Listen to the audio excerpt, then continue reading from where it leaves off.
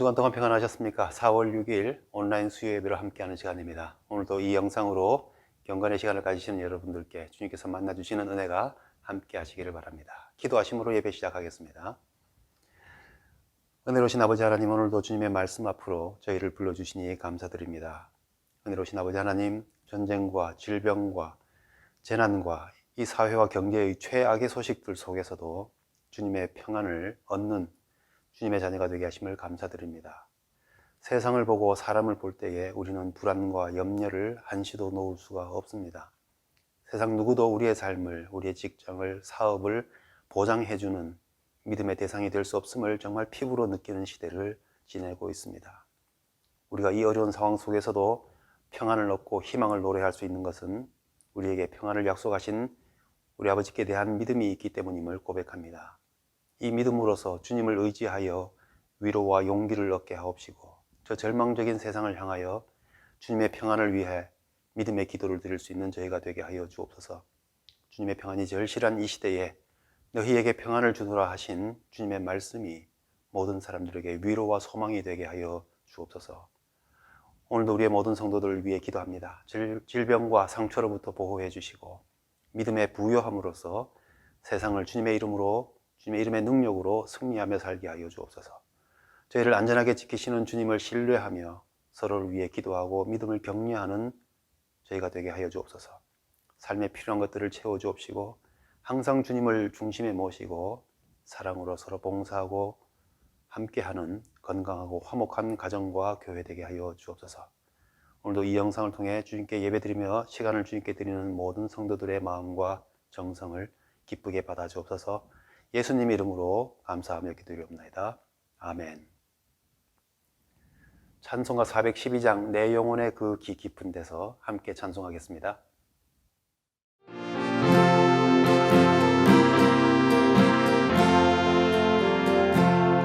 내 영혼의 그 깊은 데서 맑은 가락이 울려나네.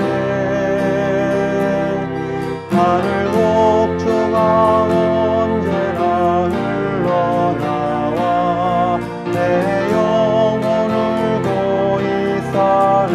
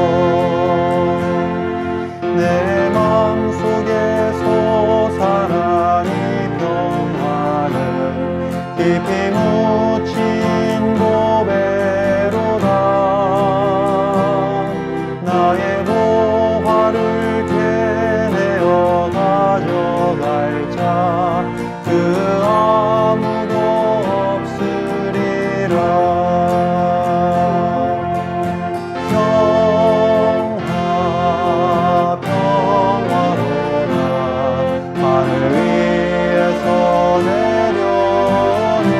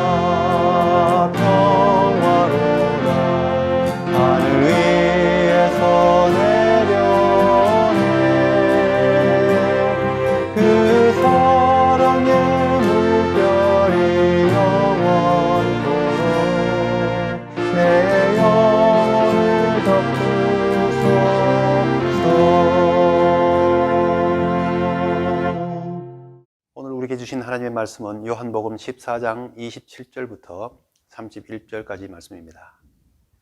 평안을 너희에게 끼치노니 곧 나의 평안을 너희에게 주노라. 내가 너희에게 주는 것은 세상이 주는 것과 같지 아니하니라. 너희는 마음에 근심하지도 말고 두려워하지도 말라. 내가 갔다가 너희에게로 온다 하는 말을 너희가 들었나니 나를 사랑하였더라면 내가 아버지께로 감을 기뻐하였으리라. 아버지는 나보다 크심이라. 이제 일이 일어나기 전에 너희에게 말한 것은 일이 일어날 때에 너희로 믿게 하려 함이라. 이후에는 내가 너희와 말을 많이 하지 아니하리니 이 세상에 임금이 오겠음이라. 그러나 그는 내게 관계할 것이 없으니 오직 내가 아버지를 사랑하는 것과 아버지께서 명하신 대로 행하는 것을 세상이 알게 하려 함이로라. 일어나라 여기를 떠나자 하시니라. 아멘. 오늘 본문의 말씀은 마가의 다락방에서 있었던 예수님의 고별 설교에 해당되는 14장에서 16장 이 말씀 중에서 시작하는 부분이 되는 14장의 말씀입니다. 이제 성자 예수님께서 십자가 순환을 당하시고 부활 승천하신 후에 그래도 여전히 세상에 남아서 이 세상의 핍박을 감수하면서도 복음의 사명을 감당해야 될 이 제자들에게, 그리고 오늘 우리 성도들에게 용기를 주시는 주님의 교훈들의 말씀을 기록해 놓은 부분입니다. 그 중에 오늘 본문은 14장의 마지막 단락입니다. 예수님께서는 잡히시기 전날 어느 때보다도 진지하게 제자들에게 자신이 떠나실 것에 대해서 말씀하셨습니다. 마지막 만찬을 준비하시고 세족식도 하시면서 한 제자의 배반을 말씀하시고, 심지어 베드로조차 날이 밝기도 전에, 즉 닭이 3번 울기 전에 예수님을 부인할 것이라는 것과 모든 제자들이 예수님을 떠나가 흩어지게 될 것이라고 말씀을 하셨습니다. 그 전까지만 해도 이제 예수님께서 예루살렘으로 올라가시고 수많은 군중들의 환영을 받는 이 분위기 속에서 이 제자들은 이보다 더 흥분되고 희망적일 수 없는 그런 때인데, 막상 예수님께서는 지금 최악의 상황을 말씀하고 계십니다. 예수님이 잡히신다는 것, 그래서 죽음을 당하신다 하는 것은 주님을 믿고 따랐던 제자들에게 이보다 더 최악이 있을 수가 없는 말씀인 것이죠. 스승이 처형당하였다면 그와 함께하였던 최측근된 이 제자들의 운명은 더 말할 필요가 없는 것이죠. 예수님께서 이러한 예고의 말씀을 하실 때에 제자들은 적잖이 당황하고 정말 분위기는 무겁게 가라앉았을 것입니다. 이런 그들에게 오늘 본문의 말씀은 그들에게 꼭 필요한 예수님의 따뜻한 위로와 용기가 되는 말씀이 되고 있는 것이죠. 이러한 따뜻한 말씀은 비단 제자들뿐만 아니라 오늘 우리에게도, 예수님을 믿는 우리에게도 필요한 말씀이기도 합니다. 따뜻한 말이란 것은 어떤 것입니까? 상대방의 마음을 알아주는 말입니다. 어떤 사람은 자기 마음을 잘 표현하지 못하는 사람들이 있습니다. 그래서 당신의 관심과 위로가 필요해 라는 그런 말 대신에 화를 내는 사람이 있죠. 나는 지금 외롭고 우울해 라고 하는 말을 해야 될 상황일 때 그 대신에 과장되게 웃거나 말이 많아지는 사람도 있습니다. 지금 마음이 아프고 괴로운데 강한 척, 잘할 수 있는 것처럼 자신감에 넘치는 모습을 보이는 사람도 있습니다. 다른 사람의 마음을 알아주는 일이 결코 쉬운 일은 아닙니다. 그만큼 그 사람과의 함께 해온 시간이 필요한 것이고, 그리고 그 사람이 피상적으로 보여주는 어떤 모습만 보는 것이 아니라 그 마음 깊은 것을 볼 수 있는 그 관심이 필요한 것이죠. 우리가 겉으로 드러나는 모습 속에 있는 그 사람의 깊은 마음을 알아주는 말을 해줄 수 있을 때에, 그래서 그 사람이 느끼고 있는 감정을 인정해주고 알아주는 말을 해주게 될 때에 그 사람은 위로를 얻게 됩니다. 그런 말을, 그 사람의 마음을 알아주는 말을 우리는 따뜻한 말이라고 할 수 있습니다. 또 어떤 것이 따뜻한 말입니까? 상대방의 불안감을 정상화시켜주는 말입니다. 무슨 말인가 하면, 어떤 사람들은 자신이 처한 상황에 대해서 어떻게 반응해야 할지 잘 몰라서 곤란해하는 사람들이 있습니다. 화가 나고 불안하고 실망하고 부끄러워하고 마음이 약해지는 그런 느낌들을 느낄 때에 그렇게 낙심하고 불안해하는 자기 자신을 싫어하고 미워하고 한심하게 여기는 사람들이 있습니다. 나는 안 돼. 나는 아무래도 안 되는 희망 없는 사람인가 보다. 자, 그런 때에 그런 상황에서 그런 반응이 나오는 것은 정상이야. 누구나 그런 상황이라면 그렇게 느끼게 되는 것이 당연하고 자연스러운 것이야 라고 말함으로써 부적절하게 느끼고 죄책감을 느끼는 그 마음에 내가 부적절하거나 잘못된 것이 아니구나, 내가 정상이구나 하는 마음을 갖게 해주는 것, 그걸 정상화시켜준다 하는 것이죠. 이렇게 죄책감이나 부적절감을 가지지 않도록, 그런 마음에서 빠져나올 수 있도록 해주는 말, 그래서 위로를 얻게 해주는 말을 우리는 따뜻한 말이라 할 수 있습니다. 또 어떤 말이 따뜻한 말입니까? 상대방의 가치를 인정해주고 지지해주는 말이겠죠. 그럼에도 불구하고 너는 소중하고, 이렇게 힘든 일을 겪었음에도 불구하고 너는 잘 해낼 수 있는 사람이야 라고 하는 그 사람의 가치와 능력을 확인시켜주고 또 지지해주는 말들을 듣게 될 때에 그 사람은 위로를 얻게 됩니다. 이런 가치를 인정해주고 지지해주는 말을 따뜻한 말이라고 할 수 있겠죠. 그렇다면 이러한 따뜻한 말이 필요한 사람은 어떤 사람들입니까? 한 예능 프로그램에서 그 프로그램을 이제 편집해 놓은 짧은 영상을 제가 보았습니다. 이런 내용인데요. 참가자들이 각자 자기가 가장 듣고 싶었던 말이 무엇인지를 이야기를 합니다. 어떤 사람은 넌 잘하고 있어. 또 어떤 사람은 사랑해. 또 어떤 사람은 너 하고 싶은 대로 해. 라고 하는 말을 듣고 싶다고 말했습니다. 이 말을 듣고 싶어 했던 것은 나름대로 어릴 때부터 듣고 싶었던, 부모님에게서 혹은 친구에게서 듣고 싶었던, 아니면 지금 그런 마음이, 그런 용기가 필요해서 듣고 싶어 했던 그런 사연이 있는 말들이었죠. 그런 후에 한 사람씩 가운데 세워놓고 그 주변에 다른 사람이 돌면서 큰 소리로 말해주는 것이죠. 너 잘하고 있어. 너 잘하고 있어. 사랑해. 이렇게 말해주는 거죠. 마음을 담아서 그 사람이 듣고 싶어 했던 그 말을 큰 소리로 외쳐주는 거죠. 처음에는 좀 오그라든다면서 어색해 했습니다.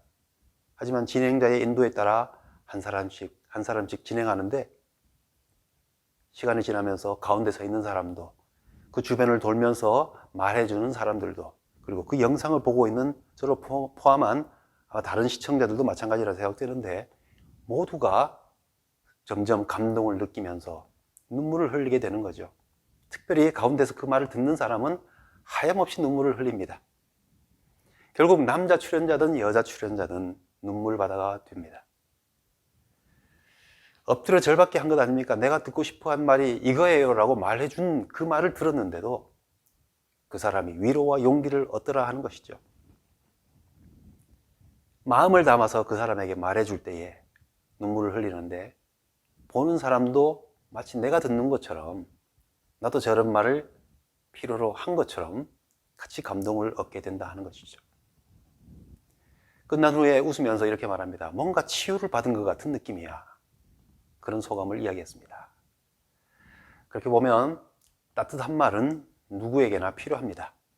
아무리 겉으로 보기에는 강해 보이고 모든 일이 잘 되고 있는 것 같고 아무런 문제가 없는 것 같이 보여도 누구에게나 마음 한켠에 빈자리가 있고 허전함이 있고 스스로 메울 수 없는, 다른 사람에게 차마 말하지 못하는 아픔과 빈자리가 있습니다. 우리는 특별히 가까이 있는 사람으로부터 상처를 받죠. 전혀 상관없는 사람의 말이라면 굳이 우리가 기분 나쁜 말, 그걸 마음으로 받으면서 테이크하면서 상처받을 필요가 없겠죠. 가까이 있는 사람은 사실 가장 사랑하는 사람일 수 있는데 또한 동시에 가장 상처를 주는 사람이 될 수도 있는 것입니다. 그래서 가까운 사람, 내 아내, 내 남편, 내 자녀, 형제, 내 구역 식구, 우리 교회 목사님, 장로님, 권사님, 집사님, 그리고 우리 아이들, 늘 보는 가까운 사람들이 바로 나의 따뜻한 말이 필요한 사람들입니다. 생각해 보시면 우리가 이런 아는 사람들 외에 누구에게서 따뜻한 말을 기대할 수 있겠습니까? 우리가 따뜻한 말을 할 수 있기 위해서는 상대방의 말이나 감정을 대충 듣고 보는 것으로는 안 되는 것입니다. 그 사람의 마음이 어떨지, 겉으로는 저래도 평소 내가 아는 그런 사람이라고 할 때에 이런 기분일 것이야 라고 읽어줄 수 있는 충분한 시간을 가지고 들어주고 마음을 헤아려주고 또 귀 기울여주는 그런 마음과 관심이 필요한 것이죠. 이런 마음이 없이 어딘가로부터 인용하는 멋진 말이나 거창한 문구가 아무리 훌륭한 사람의 삶을 통해서 검증된 말일지라도 그 사람에게 전혀 따뜻한 말이 아닐 수도 있는 것입니다. 이런 관점에서 오늘 본문에서 예수님께서 제자들에게 해주시는 이 말씀은 제자들은 물론 오늘 주님을 믿는 우리들에게 더할 나위 없이 따뜻한 말씀이라 할 수 있습니다. 평안을 너희에게 끼치노니 곧 나의 평안을 너희에게 주노라. 어느 때보다도 주님의 평안이 필요한 시대를 우리가 지금 지내고 있습니다. 오랜 팬데믹 상황으로 인해서 아무래도 기쁨과 즐거움으로 가득했던 기억은 벌써 옛적 이야기처럼 되고 있습니다. 거리두기를 했던 시간만큼이나 이제 사람들 사이에 생긴 넓은 큰 공간이 익숙해져 있습니다. 뉴스에는 전쟁, 재난, 인종차별, 총기 사고와 같은 인간이 저지를 수 있는 최악의 소식들이 끊임없이 들려오고 있습니다. 그나마 생활이라도 안정적이면 덜 불안할 텐데 경제 지표나 전망은 삶을 불안정하게 느끼게 만들고 있습니다.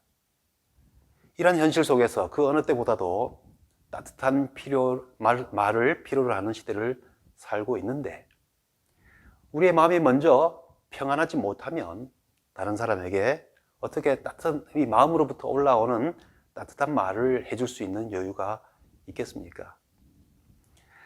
우리가 모든 것을 다 가지고 나에게 아무런 문제가 없어야 따뜻한 말을 해줄 수 있는 것은 아닙니다. 환자에게 가장 따뜻한 말을 해줄 수 있는 것은 또 다른 환자에게서 듣는 말일 수 있습니다. 가난한 사람이 가장 따뜻한 말을 들을 수 있는 사람은 어떤 재벌이나 성공한 사람이 말이 아니라 나도 가진 것은 별로 없지만 하면서 들려주는 보통 사람의 말일 수 있죠.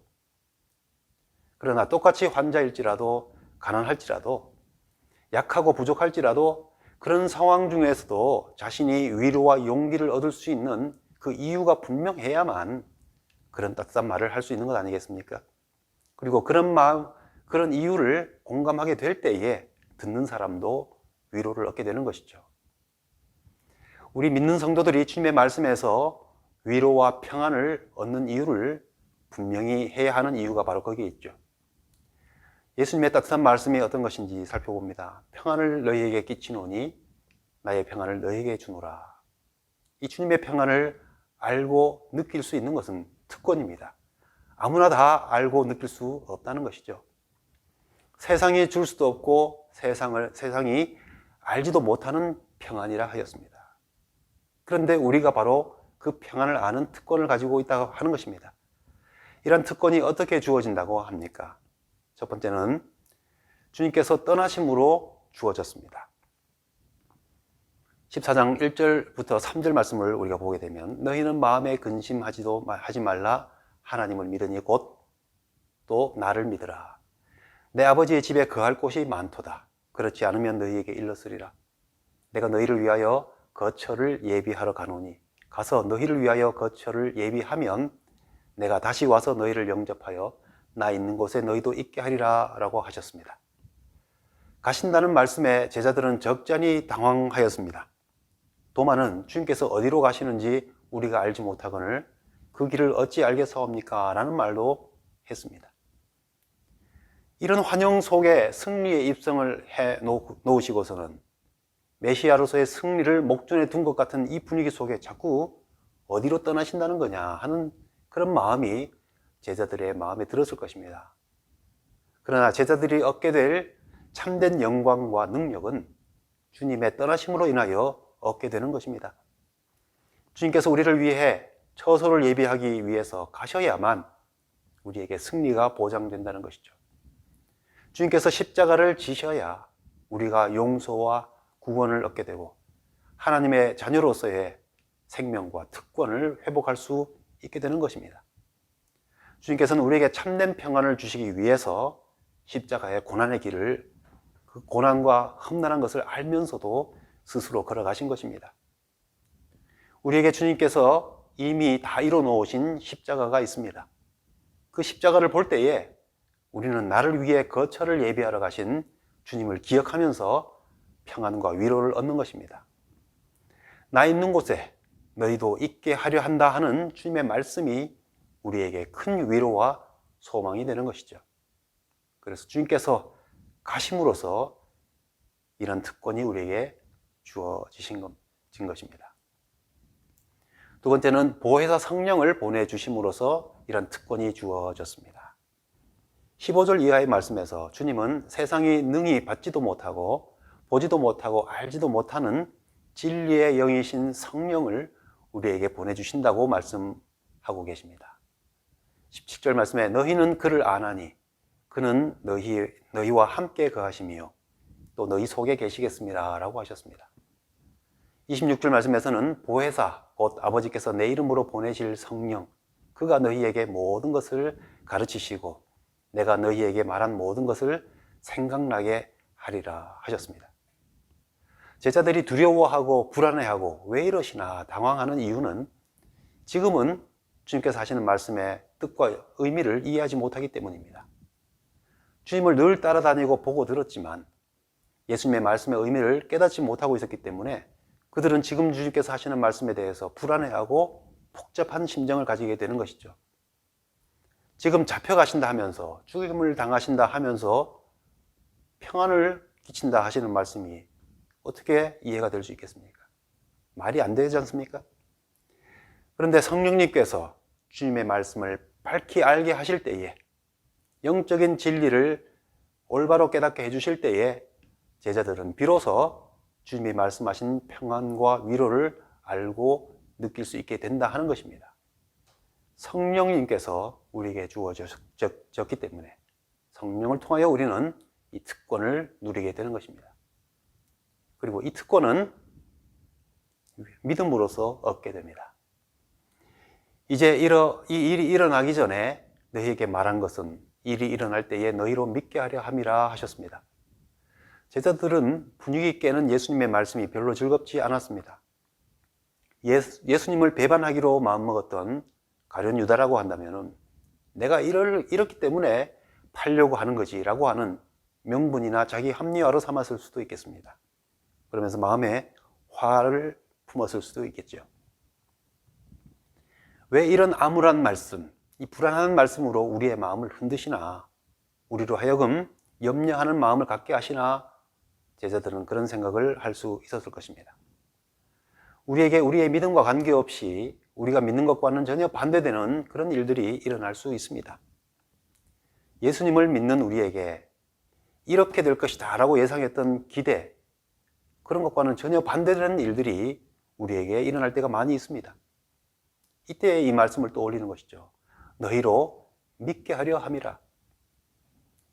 주님을 사랑하고 주님을 믿었더라면 내가 아버지께로 감을 너희가 기뻐하였으리라. 아버지는 나보다 크심이라. 그렇게 말씀하셨습니다. 예수님이 누구신지 그것에 대해서는 예수님께서 이미 제자들에게 많이 들려주시고 많은 증거를 보여주셨습니다.